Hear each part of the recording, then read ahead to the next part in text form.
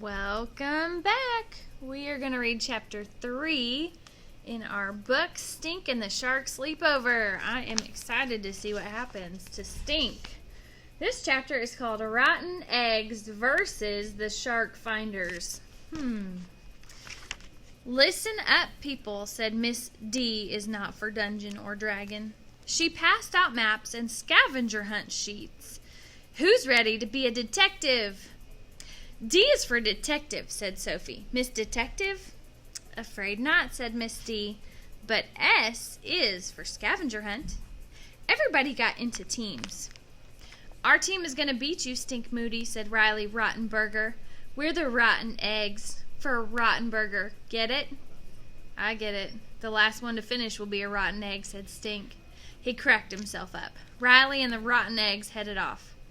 Let's be Team Shark Finder, Stink said. We can be the ones to find Sharkzilla on the scavenger hunt. Sophie shivered. Webster wiggled his loose tooth. Who's Sharkzilla? Don't you guys watch Shark Week? Stink asked. Sharkzilla is a megalodon. He's like the world's biggest shark that lived around 10 million years ago. What did he look like? Asked Webster.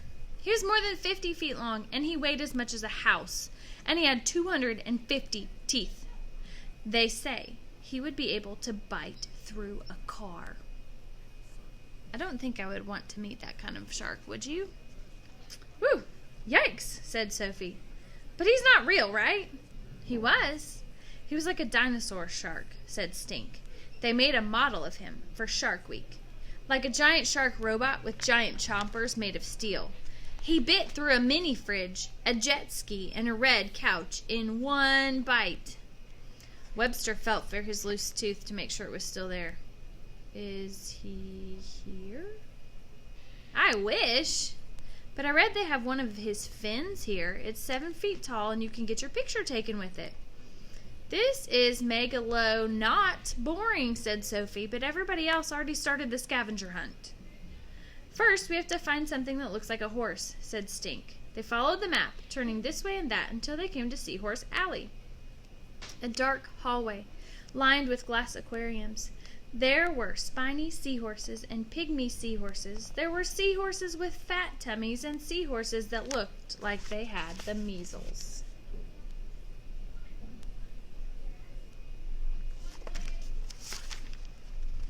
What took you guys so long? Riley and the Rotten Eggs called. Looks like Team Rotten beat us here, said Webster. What's next? Asked Sophie. Next we find something that looks like a bat, said Stink. They wandered past the sponge zone and the octopus's garden. They gazed up at the wolf eels and schools of sardines and senoritas swimming through the swaying fronds of the kelp forest. At last they came to manta ray magic.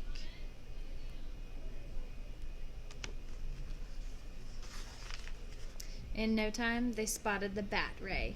Na-na-na-na-na-na-na-na-na-na-na-na-na-na-na, bat ray, sang Stink and Webster. Bat rays lose tons of teeth from crushing shells to eat stuff, said Stink. Just like me, said Webster. Riley walked past the shark finders on her way out of manta ray magic. We are the Rotten Eggs, she said to them, trying to sound like a bad guy from a Batman movie.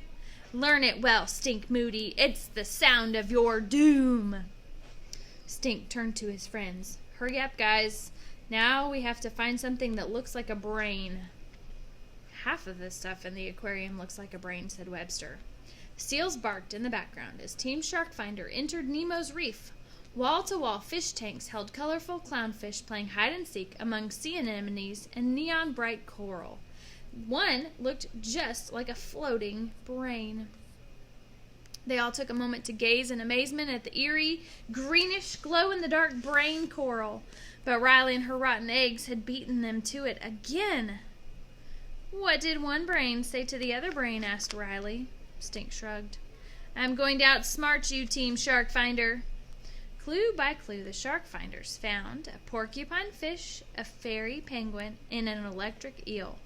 But the Rotten Eggs were one step ahead of them all the way. Last of all, they had to find something with 250 teeth that could bite through a car.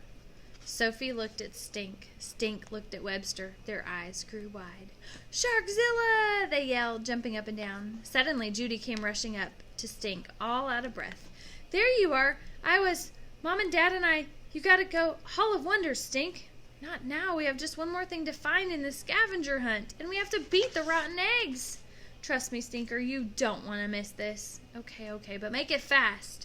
Stink and his friends hurried after Judy, who led them to the Hall of Wonders. There, just inside the entrance, was a shiny, silvery, 7-foot-tall shark fin. Could it be? "Sharkzilla's fin!" yelled Stink. He held both hands up to high-five Judy. "You won! Good for you," said Miss D, popping out from behind Sharkzilla's fin. "You're the first ones to finish the scavenger hunt.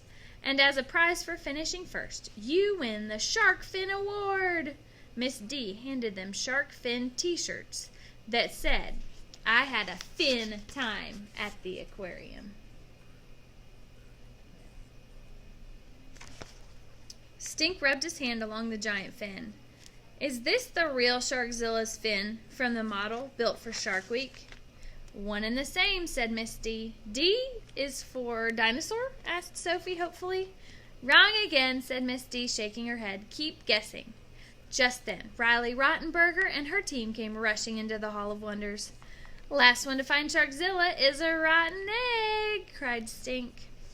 And here are our fun shark facts for this chapter. It's called No Brainers. Question: what looks like a brain and is not a brain? Answer: brain coral. The sea squirt eats its own brain. Gross. Jellyfish have no brains.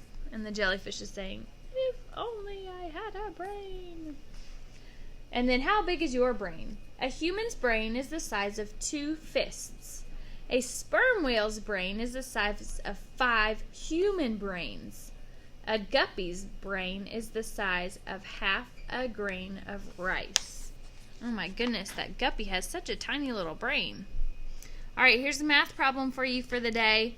If a human's brain is the size of 2 fists and a sperm whale's brain is the size of 5 human brains, how many fists would a sperm whale's brain be?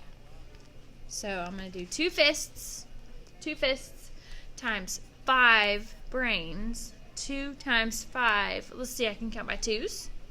2, 4, 6, 8, 10.